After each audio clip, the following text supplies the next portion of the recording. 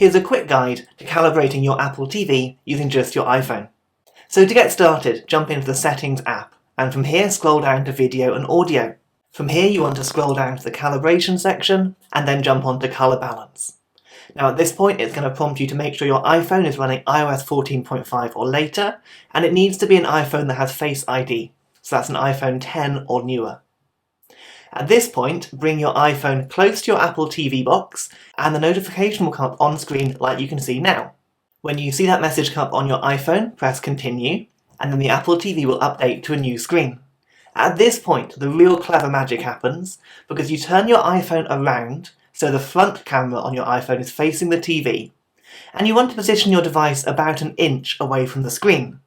Hold it as still as you can inside that blue area, and the calibration will begin automatically.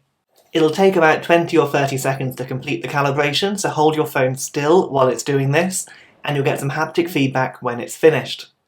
At that point on your TV screen you should then see the two different colour profiles, the original one that you had prior to the calibration and the newly calibrated one. And hopefully the calibrated one should have better colours and it should be more lifelike.